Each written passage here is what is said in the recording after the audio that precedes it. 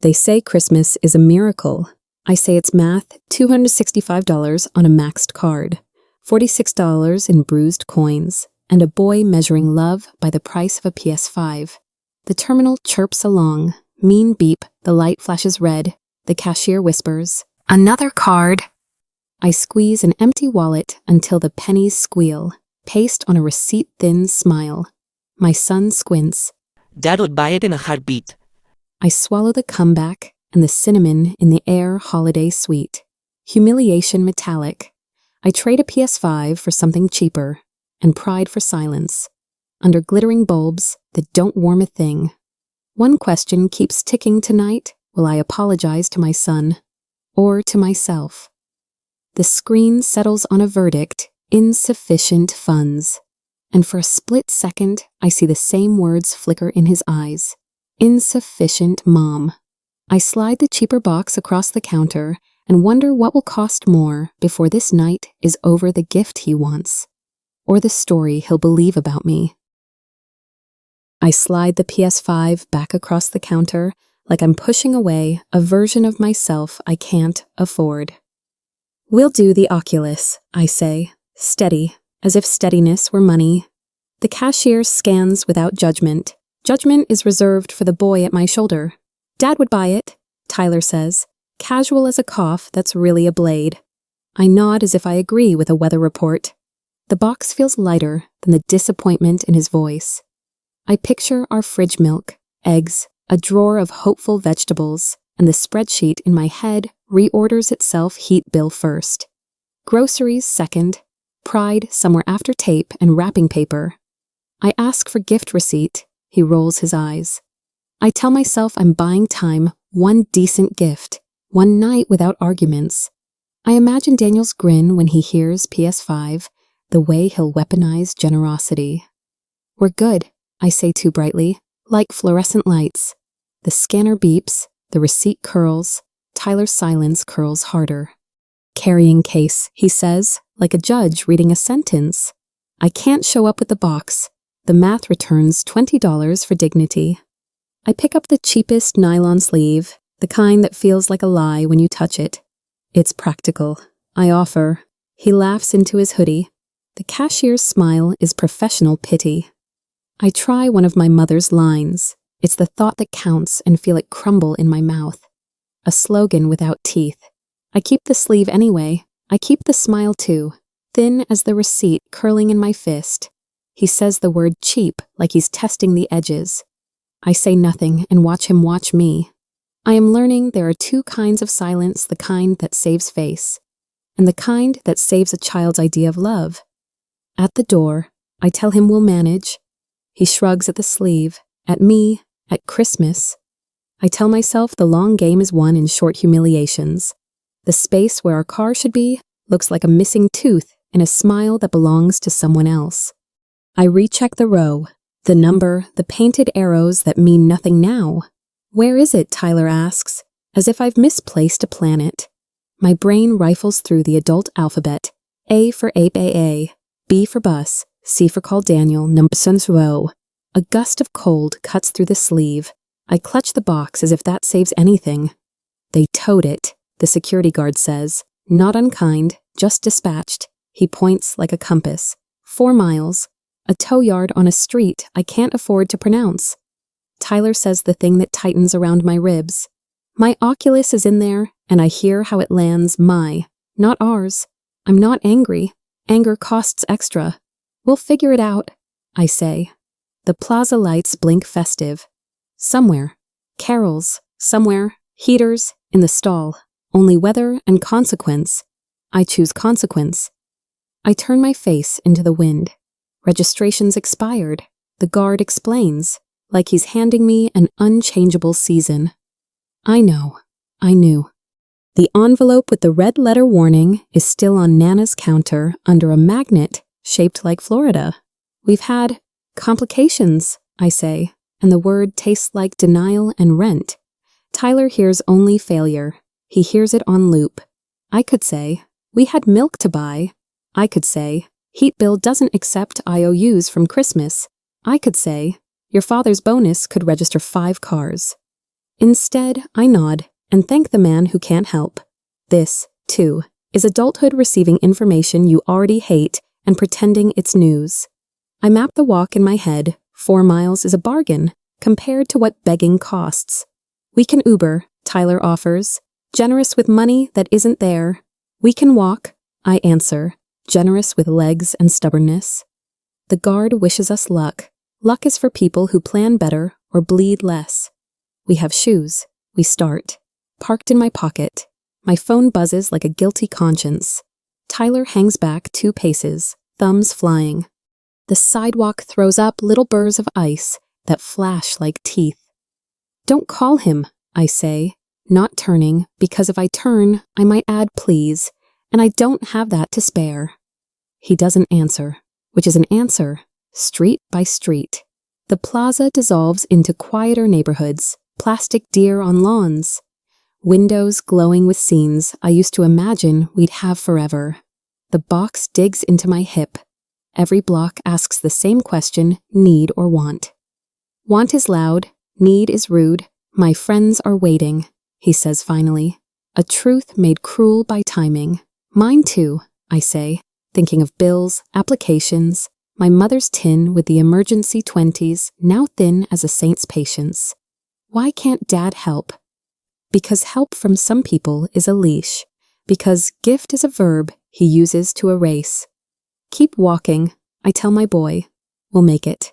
There is a particular wind that finds the seam between your coat and your decisions. It arrives now, honest and sharp. Tyler huffs a cloud of teenage grievance. I practice a softer breath, the kind that keeps words from spilling where they'll stain. I will not dial Daniel. The cost is never the favor, is the receipt he makes you frame. You're being stubborn, Tyler says. He's right. Stubborn built the life he doesn't miss until he does peanut butter at midnight, roof that doesn't leak except when the sky forgets. I let the accusations sit between us like a third person. I'm protecting you, I think, and do not say. If he learns that love must beg, he will beg from people who teach him to. I won't write that lesson on his bones. At the crosswalk, the wind changes smells like cinnamon and diesel and something older, the part of me that remembers I can survive a night like this and keep what matters. Headlights sweep the curb and settle on us, warm and undeserved. The window glides down and the voice is sugar with steel under it. Need a lift, Kelsey. It's a small name for a long bruise. She tucks hair behind her ear like a promise. Tyler brightens a boy who recognizes rescue and not the invoice attached. It's just to the tow yard, he says to me. Reasonable as weather? No, I answer. Before reason becomes rationalization, not because of jealousy, I used to know jealousy, back when I had time for hobbies, because boundaries are fences you build for the future, not the past. I'll take Tyler, she offers, practiced helpfulness. You sure you'll be okay? Translation. Why still insist on dignity when convenience is right here? We're fine, I say, and feel the world roll its eyes.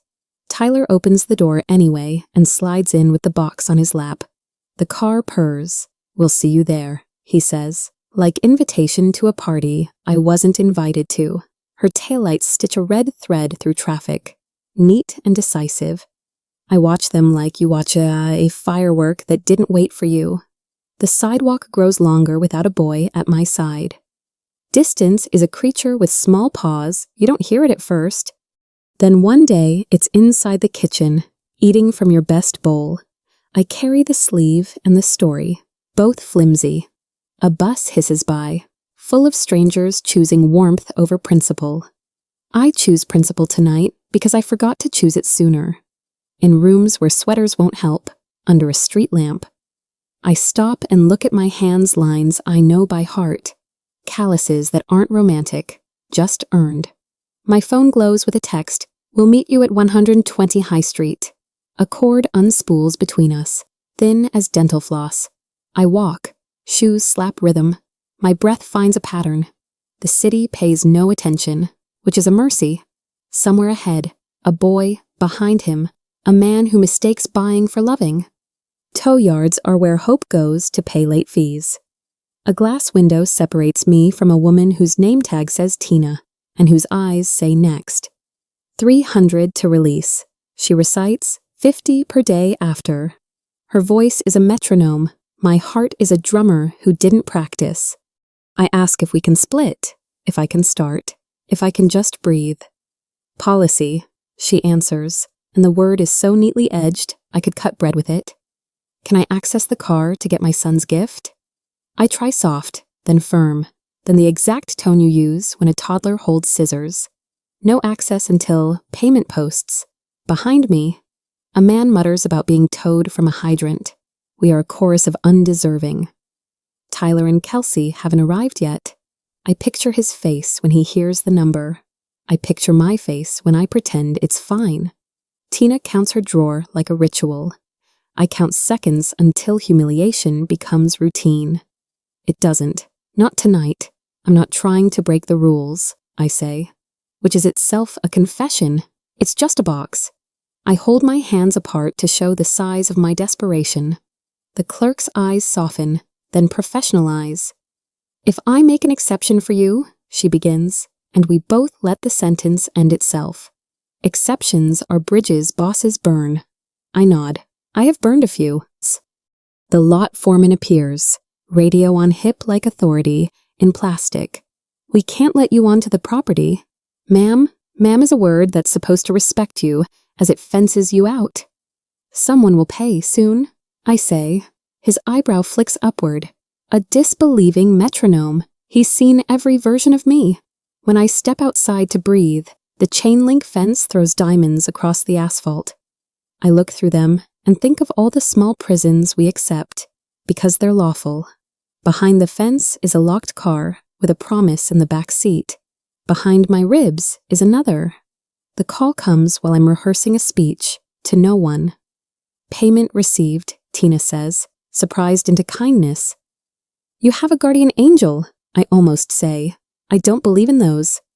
And then I remember the quiet ways my mother saves me bus fares that appear, casseroles that materialize. I sign forms that make the car mine again, in theory. The gate yawns open. The foreman nods as if absolution were part of his shift. In the cab, I inhale the scent of our life snack wrappers. A lone grape, a scarf that still carries last winter. Relief is not joy, it's the absence of a bruise being pressed. Thank you, I tell the air, then the fence, then myself for surviving the hour without surrendering the thing I couldn't afford, to lose the story I will later tell my son about how we made it home. Outside the booth, a pair of headlights ghost past. Maybe theirs, maybe not. Either way, the road back has changed shape. The back seat looks exactly the way I left it, until it doesn't. The spot where the oculus should be is a shadow wearing disappointment's clothes. No, I say, quiet enough to hurt.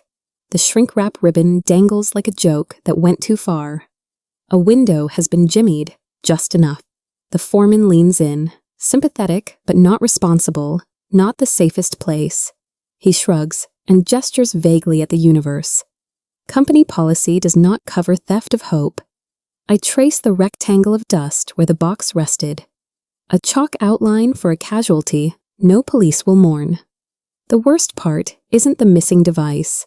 It's the math that ripples backward the minutes bargaining, the miles walked, the silence swallowed suddenly rendered meaningless by a hand that didn't earn any of it. I close my eyes and see Tyler's face when I tell him. Then I open them and choose another line I will not tell him yet. I will drive home. I will find a way to keep one promise intact. Nana's kitchen smells like cinnamon and mercy, but neither fixes the tremor in my hands.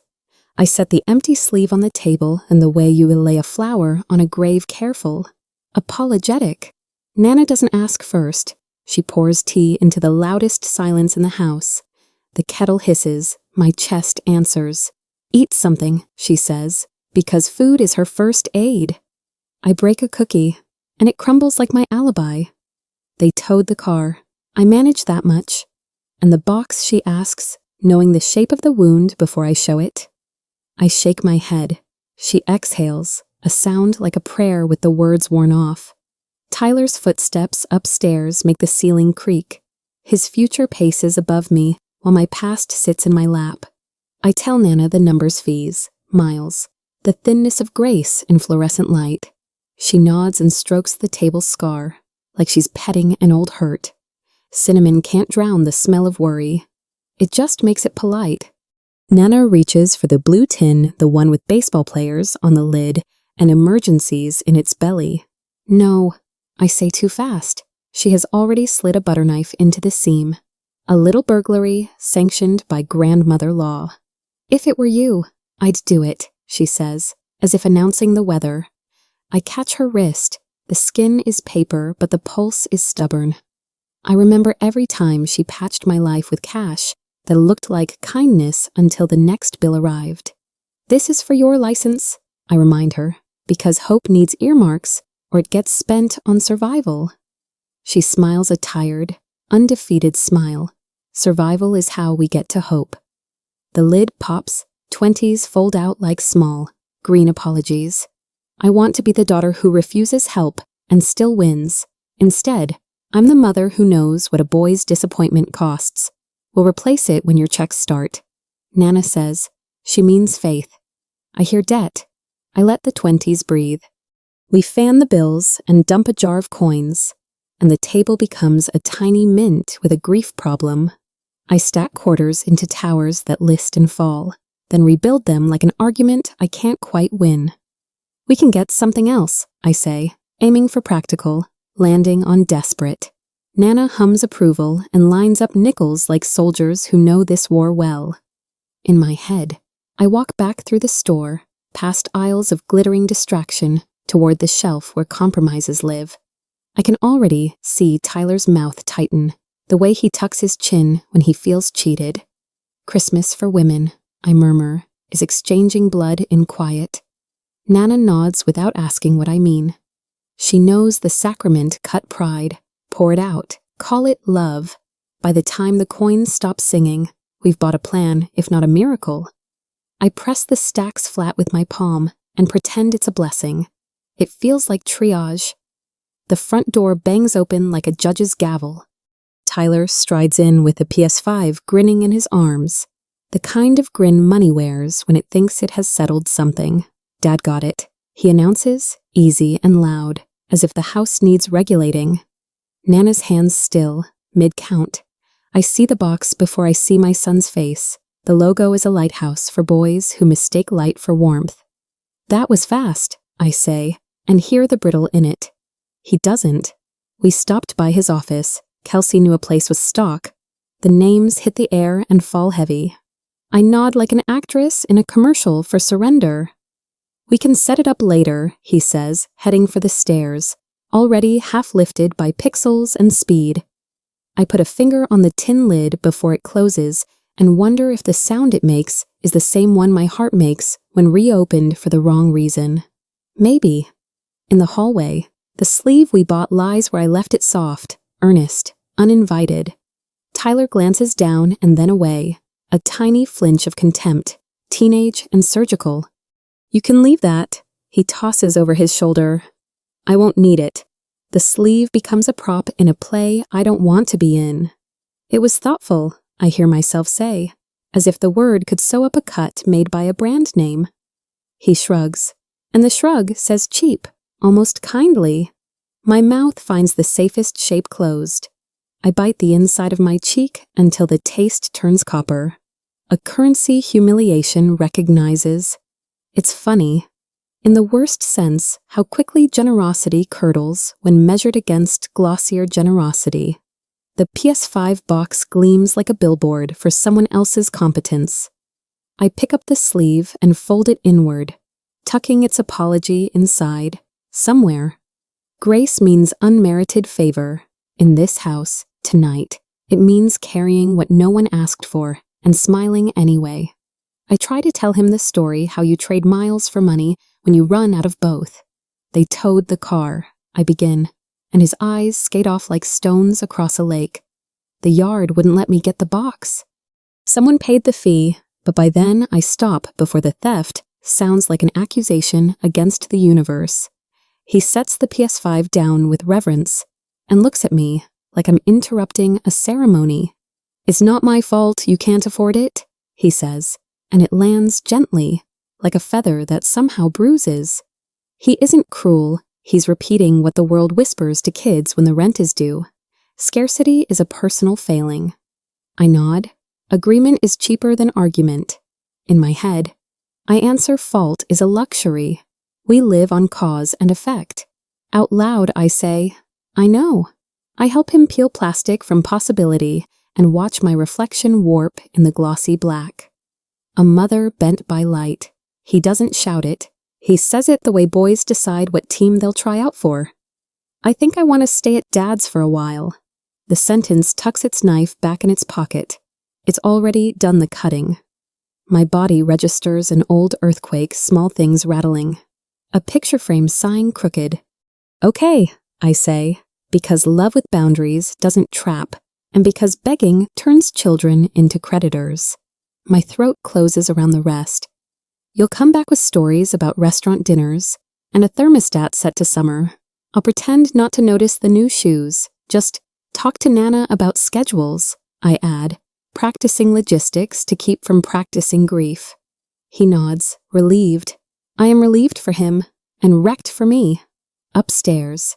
He texts at the speed of emancipation. I pick up a sock he left by the couch and realize it's not an artifact, it's a placeholder. The house shuffles its weight, learning where empty will live. I could tell him everything and win the argument, lose the boy. I could lay out the night I found his father's birthday cake, uncut while the office door upstairs was. The precise shade of Kelsey's lipstick, the exact wording of a threat disguised as a plan.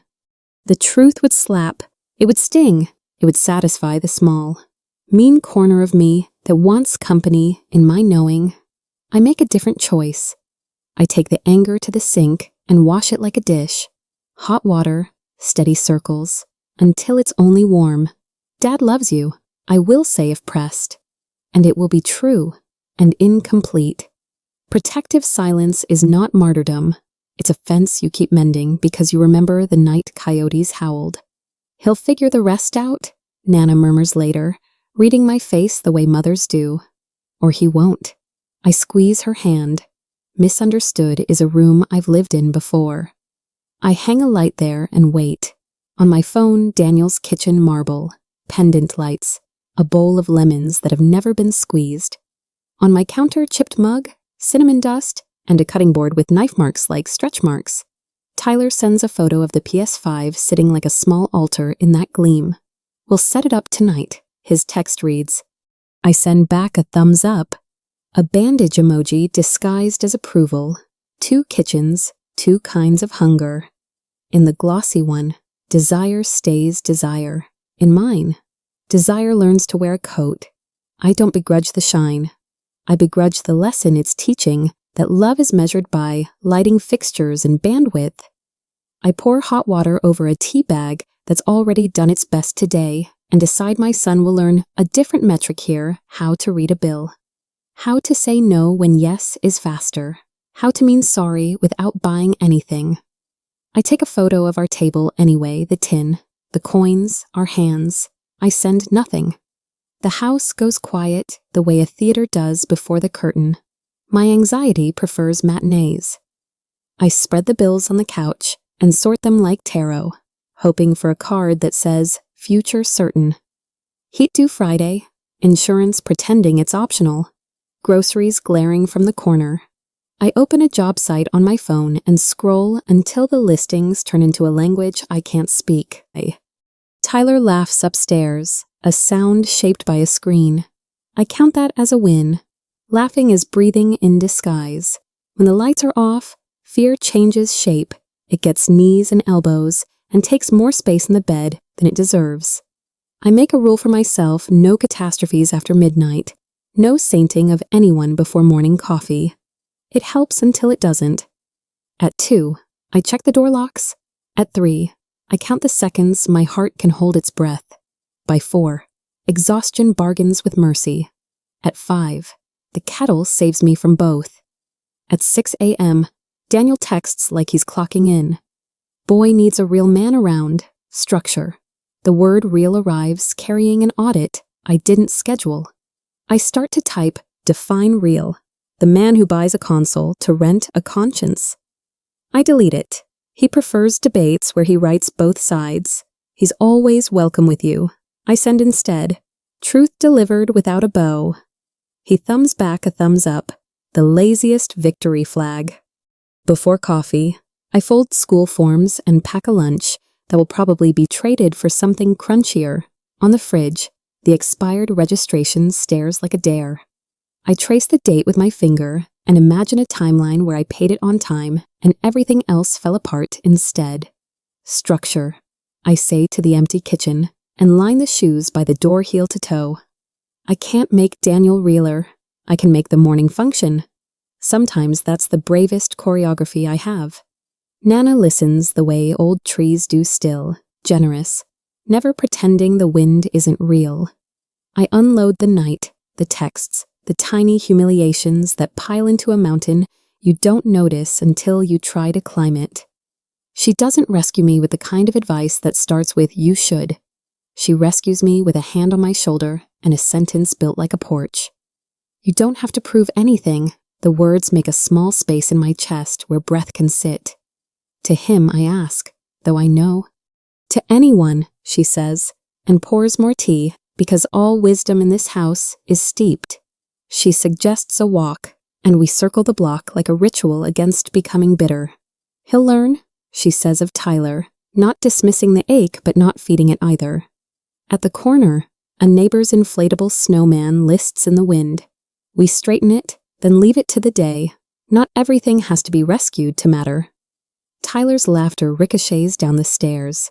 They said W, he calls, and I swallow the reflexive question. Later, when he's sprawled on the couch, I catch a glimpse of the thread photos, fire emojis, a chorus of dub for the PS5. He angles the screen away with the subtlety of a pickpocket. Looks fun, I say, because it is. It should be. He's 14. This is a correct joy. I carry a basket of laundry like penance. At the bottom is the shirt he wore on his first day of middle school, the one we bought at a thrift store and pretended was vintage. That day, I wanted the world to see his light and not his label. Today, the world sees his label and calls it light. I'm not angry at the kids. They're just mirrors currently rented by marketing budgets.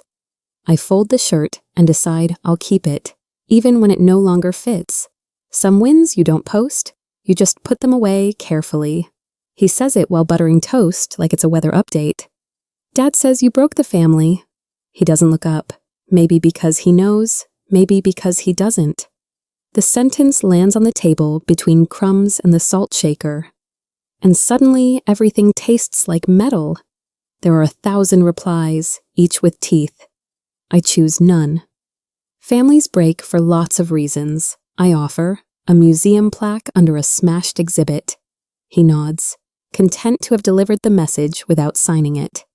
The toast burns slightly. He eats it anyway. I consider saying, ask him how, but that makes my son a courier for subpoenas of the heart. I refuse to conscript him. I'm sorry it feels broken, I say instead, and it's the truest thing available. He shrugs the way boys do when feelings don't fit in their pockets.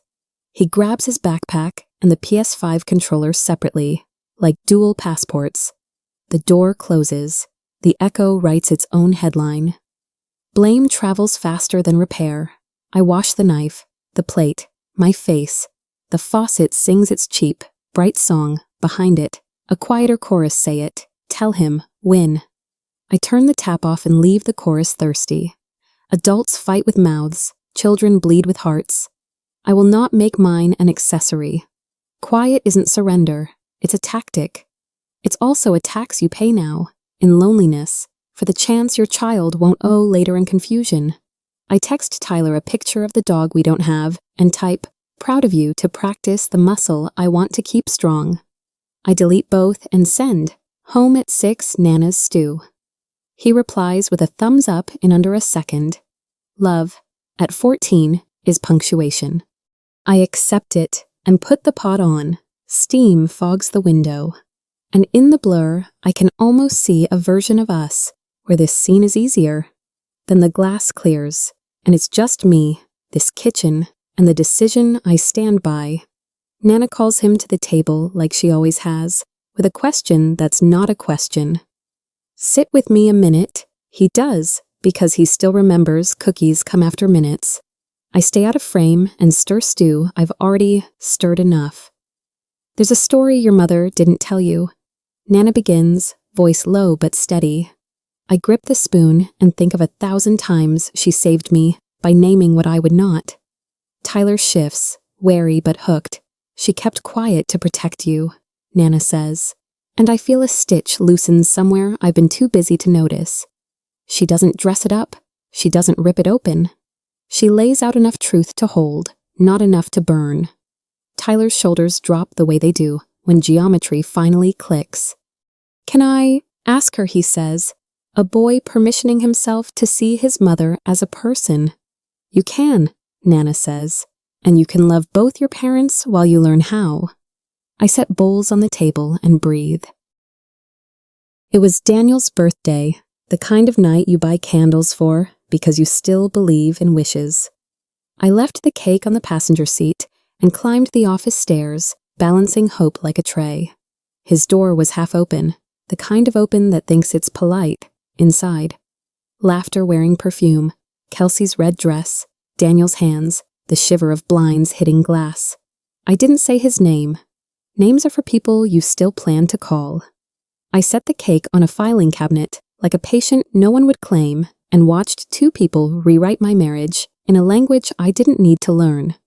He looked at me the way a man looks at a bill he thought he'd already paid, annoyed at its persistence. We're working, he said. Then, you weren't supposed to be here. I realized I wasn't. I left the cake. Later, I would tell myself the candles could still be useful. We'd need light. He didn't chase me. Men who feel owned don't chase what they believe will return. If you walk out, he said, calm and deadly, you walk out with nothing. Nothing was precise cards, the sinew that held our calendar together. I waited for fury to arrive, but something else did clarity, cool as tile. I thought of Tyler's shoes by the door, the pair he suddenly outgrew overnight. The way children do. If I stay, I answered, what exactly do I keep? He had a list. I had a mirror, and when I opened the door, the building's air tasted like outside. My keys felt strange lighter, like I'd pried a hand off my throat. People talk about strength like it's a muscle. Maybe it's a direction. I walked toward mine, not because I'm brave, I'm not a headline, because a boy was watching, and one day he'd need to know which way the exit is. Nana has a talent for telling truths that land like quilts, not rocks. She sits Tyler at the table and holds his hand. The way you hold a word you don't want to break. Your mother kept quiet, she says, to keep your father whole in your mind, until you could carry more truth. Tyler stiffens, then breathes. Why didn't she tell me? Because truth is heavy, because timing is mercy, because I want you to love without flinching before you learn to love with discernment. Nana doesn't sermonize. She stacks examples like pancakes rides given, forms filled, birthdays that appeared because someone grocery shopped through storms. Being angry is allowed, she adds, but don't aim it at the wrong address. I hear plates hum in the cabinet, the house listening too. Tyler nods, not agreement, but permission to be a son again, not a jury. Nana squeezes. In that squeeze, I feel the lineage of women who held families together without witnesses. He finds me by the sink where mothers go to pretend we're busy. His chest jerks once, then twice, that pre-cry seizure boys try to swallow. I'm sorry, he says, and the sentence is small enough to fit on a dime and big enough to stop time. I dry my hands on a towel that suddenly matters. For what I ask, not to absolve him, but to let him name his way back. For believing, for saying, he can't finish, he doesn't need to. I pull him in, not into a speech or a lesson, just into the geography where he began. The PS5 box is visible from here, smug on a chair. I let it be. Apologies are skittish animals. You don't clap when they come. We'll figure it out. I whisper into his hair that still smells like the cheap shampoo we both use. He nods, damp. In the window, our reflection looks almost like a promise I can keep. My phone rings with a number I don't know and a possibility I nearly forgot how to hold. Grace Miller. This is Benton & Co. The woman's voice wears competence like a scarf. We saw your resume. Office manager position. I sit, because gravity has a sense of timing. She lists responsibilities I have done in my sleep for years and calls them skills. I nod so hard the air rearranges the calendar management. Vendor wrangling. Budgets that behave if you look them in the eye. Could you come in Thursday? She asks. Thursday is a miracle I can fit on a bus route. Yes, I say, and my voice cracks on the why. After we hang up, I just sit there listening to the space change temperature. I don't tell Tyler yet. I let the hope rise without stirring it. Like a cake you want to set right. Nana peeks in. Good, she asks. Good, I say, and we let the room breathe. An hour later, the phone rings again, like the universe double-checking it didn't misdial. Same company, different voice. We also sponsor licensing for staff who want to grow real estate. Project certs. For a second, I can't find my mouth. That was the plan before, I say, which is shorthand for before ultimatums, before tow lots, before choosing groceries over paper promises. We invest in our people, the voice says, casual as manna. When I hang up, I look at Nana's blue tin and feel something unclench that I didn't know was a fist. Tyler wanders in, eyes puffy, curious but not ready to ask. What's up, he says, practicing lightness. Maybe, I answer, the good kind. He grins like the child I remember and the young man I'm meeting at the same time, in the corner. The PS5 hums its indifferent hum. I pour water into the good glasses. We drink like people rehearsing for celebration. He studies the box as if it can tell him what a decent boy should do. I could return it, he says, not looking at me, like the thought might flee if stared at. If you want. I sit on the arm of the couch so I'm not towering over his conscience. I want you to want whatever you can live with. I answer. He picks at the tape on the corner, the tiny indecision movements of a mind rearranging itself. It's just, he always says yes. I know. Yes can be a drug, withdrawals are unkind. Sometimes no is a gift too, I say. And he snorts because only mothers call no a gift. What would you do, he asks, the most dangerous question between parent and child. I would keep what helps us stand, I say. He nods like someone hearing a song from another room. Okay, he says finally, the syllable small and brave. Then I want to take it back. Karma doesn't arrive with trumpets, it sends emails. Daniel's name pings my screen in a thread I wasn't meant to see. An accountant CC'd me by habit from old days. Irregular charges office card KH. The line buzzes like a live wire. I don't forward it. I don't gloat. I set the phone face down and breathe like a person who just remembered oxygen is free. Kelsey's purchases read like a syllabus in Hubris Hotel. Boutique. A florist that doesn't sell carnations. I don't need the details to know the shape. Tyler walks in, and I lock my face in neutral. Ready, he asks, meaning the return. I nod. In the hallway, I zip my coat up to my throat and think of how long I spent blaming myself for weather I didn't order. Out on the porch, the wind tastes cleaner. Some lessons are happening next door. Our curriculum tonight is smaller walk-in, hand over a box. Walk out with a receipt that matters. We choose Daniel's office lot because Tyler wants to speak where the story began, pretending to be noble. He texts his father. Can you meet me downstairs? My palms sweat like I'm the one auditioning for honesty. Kelsey's car is not there. I count that as mercy. Daniel steps out, buttoning his coat like a man buttoning his narrative. What's up, bud? He sees the box and smiles, victory already warming him. Tyler holds it like evidence. Not treasure. I'm returning it, he says, voice steady and young at once.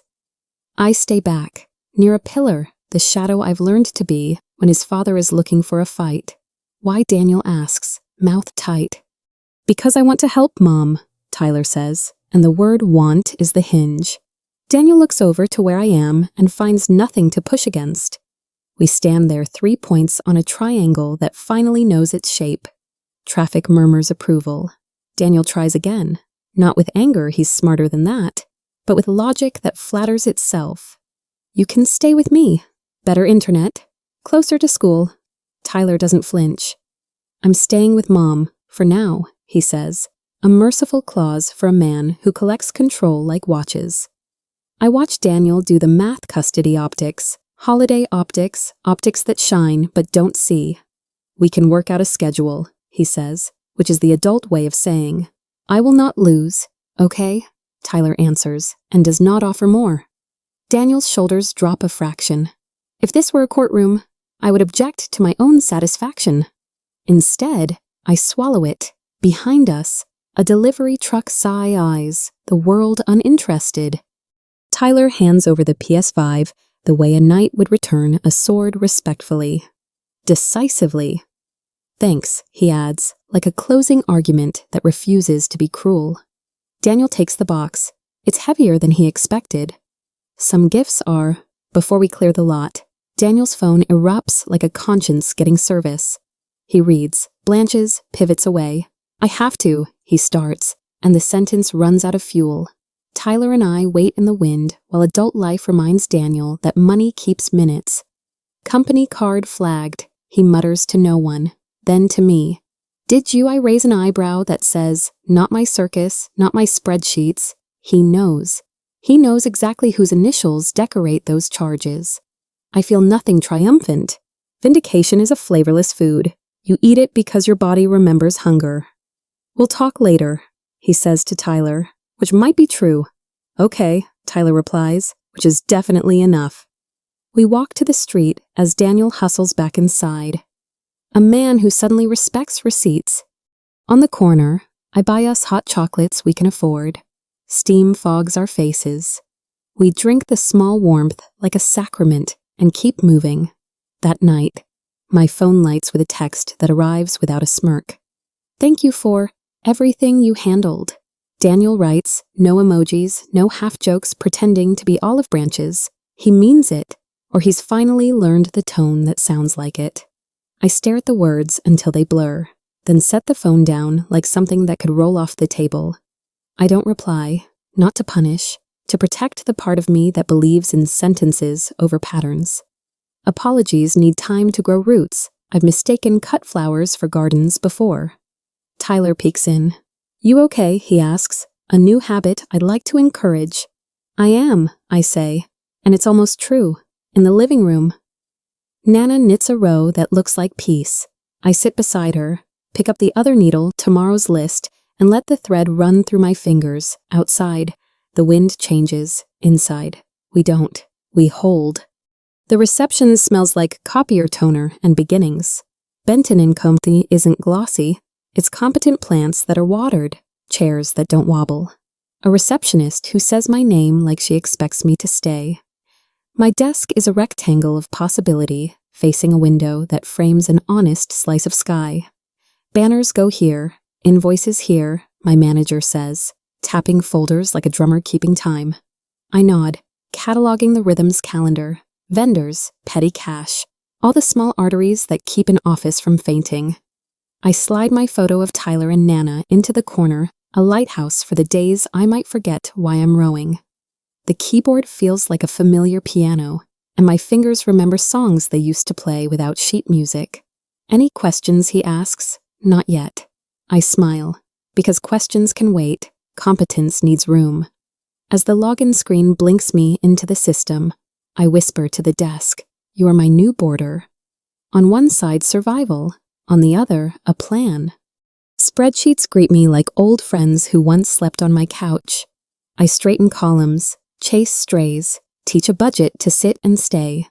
Vendor contracts that used to snarl when ignored purr. when fed dates and signatures. The petty cash log stops being petty. I color code the calendar until it looks like an organized sunrise. There's a satisfaction here that isn't showy lights that turn green, inbox threads that collapse obediently, a printer that chooses to print. At noon, I eat a sandwich at my desk because momentum tastes better than mayonnaise. My lungs notice they expand without complaint. Breathing, it turns out, likes order. When the office manager passes by, he does a double take at the reconciled ledger. "You're fast," he says. "I'm practiced." I answer, "Practice is what women do while the world praises magic." I close a file with a click that sounds like a small door locking behind anxiety. For the first time in weeks, my shoulders drop on purpose. Back home, the oven warms the house the way a hug does when words are tired. We roll sugar cookies on Nana's scarred board, the flour turning our hands into weathered mittens. Tyler handles the cutter with ceremony trees, stars, a crooked snowman that looks like it knows too much. "Not too thin," Nana warns, and he laughs, a clean sound that clears corners. Butter melts into every room, seeping into cracks ambition can't find. We wait by the glass, watching edges turn gold. "Best part," Tyler says, peeking at the timer like a kid sneaking a sunrise. I frost with clumsy confidence. He adds sprinkles with the precision of a surgeon. We eat the first two hot and pretend it doesn't hurt. I realize we're not feeding a hunger, we're practicing warmth between bites. We trade small victories, my balanced books, his geometry quiz, Nana's coupon conquest. The house exhales. For a moment, the past quiets. The future pulls up a chair. After dishes, the registration notice stares from the fridge like a stern aunt. Red letters, due dates, the bureaucratic font of consequence. I press my palm flat against the paper the way you test a fever. "We'll pay it." I tell the room that once heard me say, later too often, "I won't pay with pride." Pride doesn't keep a car street legal. It only keeps a mouth busy. I fold the notice, slide it into my bag, into the pocket where promises go when they mean to come back. Tyler watches from the doorway, guilt flitting across his face like a moth that can't find the dark. "We'll handle it," I repeat, giving him the plural he's earned. There are debts you clear with cash and debts you clear with choices. This one wants both. I write DMV on a sticky note and stick it to my phone screen like a dare. Tomorrow, I think. Not as a wish, as a scheduled truth. He lingers in the hall like a boy in a doorway between rooms. "Mom," he says, testing the floorboards of my attention, "can I handle something myself?" The maturity in his voice stands on tiptoe. I put down the dish towel, meet him level. He bites his lip, a remnant from toddlerhood. "The PS5, he says, I want to take it back, not because you told me to, because I want to." The words arrange themselves carefully, a bridge he's building one plank at a time. I nod, slowly, as if a quick yes might startle the intention. "Okay." He exhales, and the kitchen hears it, and the registration, the ticket. I want to help. His eyes flick to the tin where our emergency 20s sleep. "You don't have to," I say, and mean it. "I know." He answers, and means it back. He's asking for responsibility, not permission. I hand him the envelope with the notice. "Then start here." I say, "I trust you."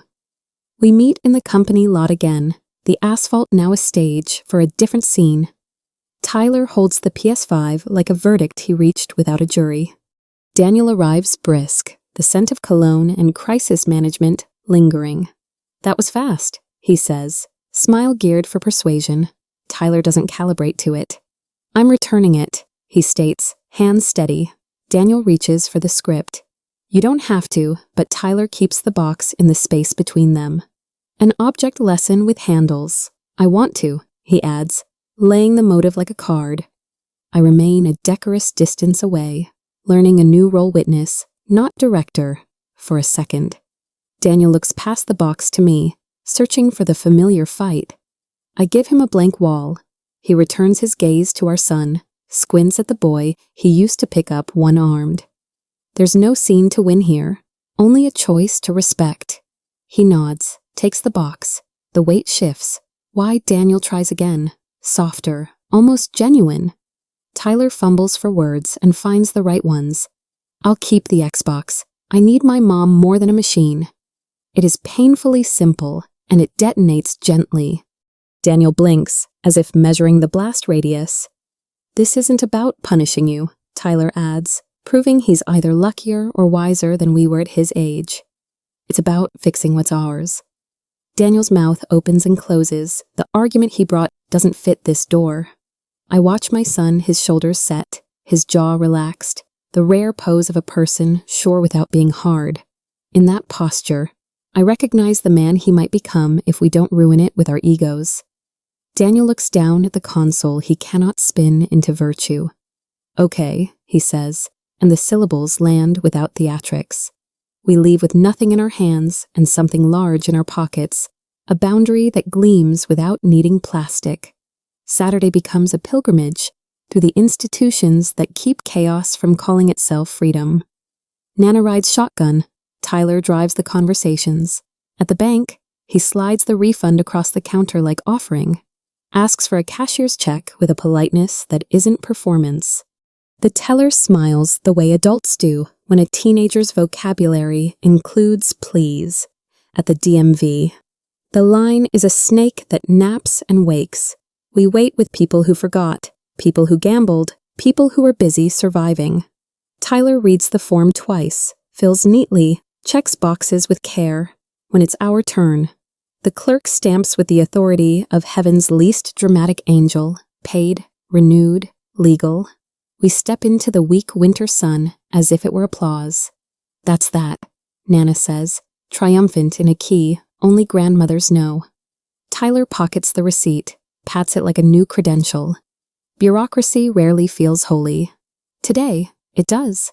We bought our way back into order and called it grace. He hands me a plain white envelope as if it might bite. For you, he says, and jigs the corners until I take it.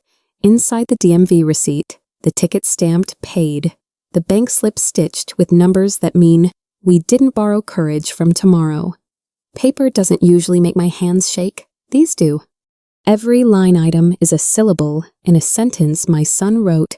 Without help, I can carry part of this. You didn't have to. I manage. And I'm not weeping. Exactly. I'm leaking proof that something repaired itself while I was alphabetizing invoices. He shrugs and doesn't disguise the pride. I wanted to, he repeats, and the word is a bell rung twice.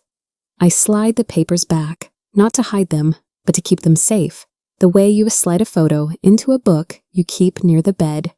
Nana watches from the doorway, nodding an old woman's amen. I tuck the envelope into the drawer labeled keep. We bake again, not as therapy, but as declaration. Our house knows how to make sweetness from measured things.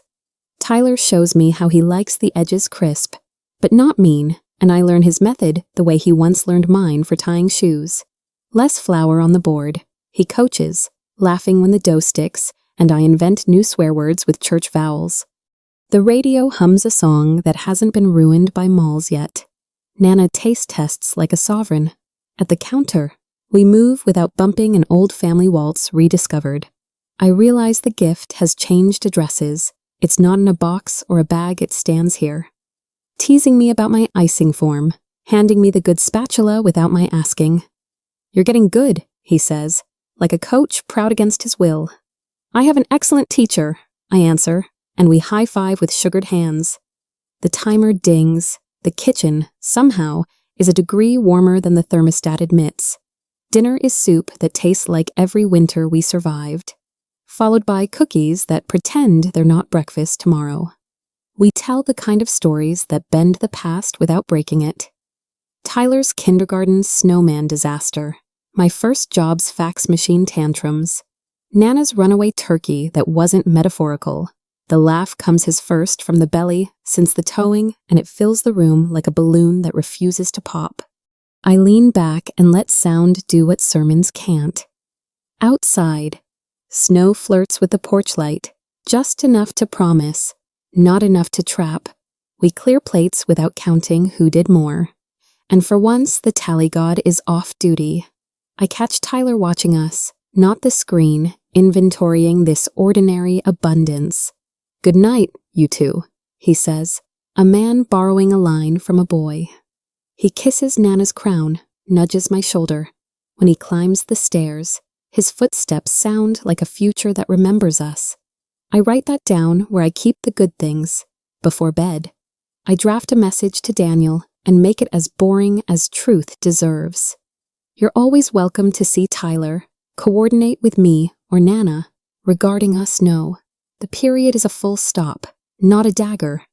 I read it twice for spite and delete the spice that isn't necessary. Boundaries don't need adjectives. I press send and place the phone face down. A new habit for a new season. In the mirror, I look like a woman who did not win a war but negotiated a peace treaty with herself. Nana knocks softly, asks if I want chamomile, which is grandmother for "Are you okay?"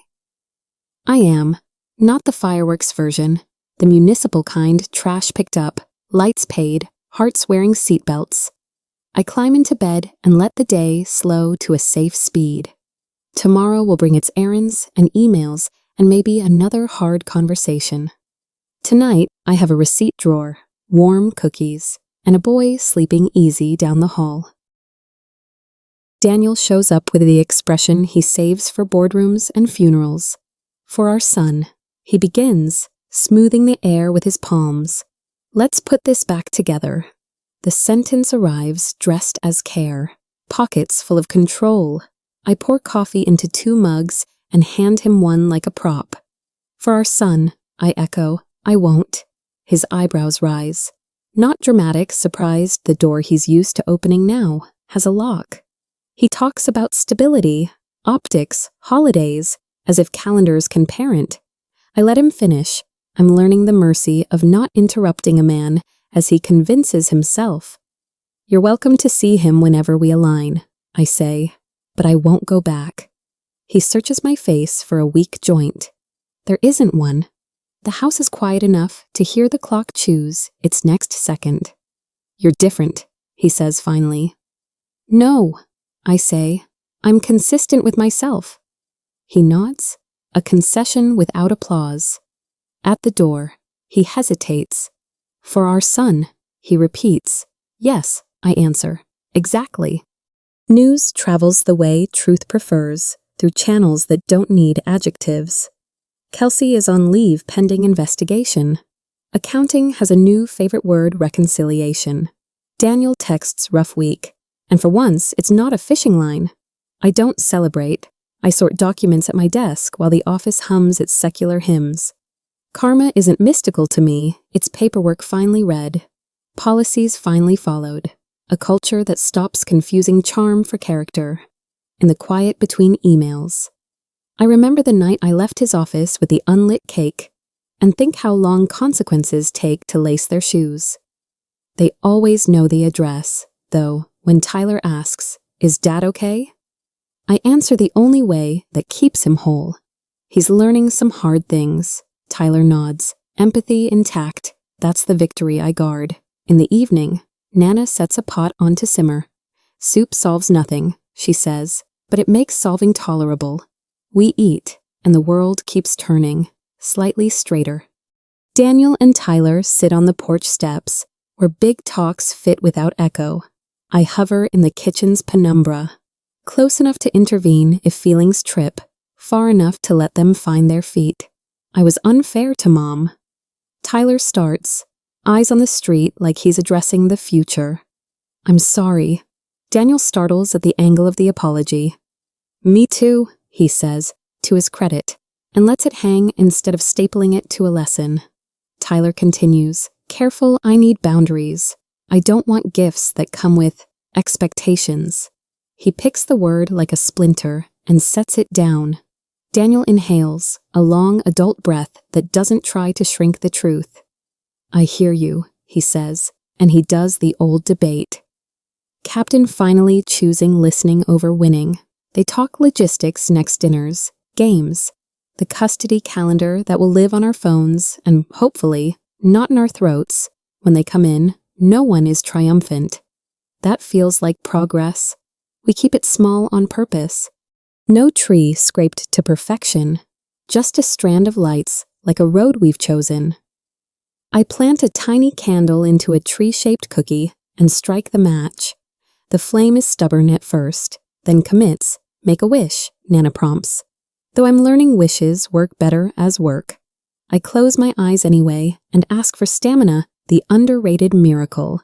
Tyler grins at the ceremony's modesty, pulls his phone up for a photo, then sets it face down without prompting. We pass plates and stories and the cranberry sauce that insists on being shaped like its can. Tradition is allowed its quirks. Outside, snow remembers how to fall softly. We sing along off-key, wholehearted to a carol that forgives us. The candle gutters and steadies, exactly like us. When I blow it out, there's no grand finale, just smoke sketched thin in kitchen light. I like that. Peace, it turns out, is quiet enough to hear yourself keep it. The email lands with bureaucratic grace subject line plain, body precise. We're pleased to extend an offer, salary, benefits. Start date made official, a paragraph below, licensing sponsorship approved. I read it 3 times, the way you do when your life has been edited in your favor without red ink. At my new desk, I sign electronically, watch my name bloom into a promise. I forward the confirmation to Nana with a heart she'll pretend to ignore and to myself, because I want it archived in a folder called Evidence. Tyler texts a string of exclamation points and a gif of confetti that for once doesn't feel like a lie. I take a walk at lunch and buy a planner, not because I'm lost, but because I'm going somewhere on purpose. On the inside cover, I write, in pen that doesn't apologize, I have a trade. I have a future. The ink dries, the sentence holds. So do I. I give him a notebook wrapped in brown paper and respect. No logo, no ads, just pages and a spine that will forgive mistakes. Write what you want to become, I tell him, and what you won't trade to get there. He flips the cover like a door and smiles at the blank. What if I mess it up? He asks, still hybrid child man. Then you turn the page, I say. We're a turning the page family. He laughs, then without theatrics leans in and hugs me hard. The kind of hug that doesn't check who's watching. I feel the last shards of this season settle where they belong. Not in my throat, not in the past, but in a drawer labeled done. Nana snaps a photo and pretends it was the dog. There is no dog. We don't correct her. Later. I'll find the first line he writes. Be the kind of man who keeps receipts for the right things. I tuck that wish beside my own. I didn't save my son with money that winter. I walked him out of a storm with truth, an offense that had our name on it. I used to think silence was weakness. It was a gate kept sharp glass from a child's heart, until he could step around it himself. I didn't pray for karma to find Daniel. Consequences read their own maps. What I prayed for was steadiness, the miracle nobody applauds. I found my address again, a woman with a trade, a calendar that listens, a kitchen that warms more than food, a mother whose no is a gift, whose yes is earned, whose story doesn't need anyone else's pen, and a boy who now knows the price of things and the value of people aren't the same currency. He put back the machine and kept his compass. If you need a moral, take mine, pay your bills, keep your receipts, but never spend your dignity. In this house, the greatest present is the person you choose to be.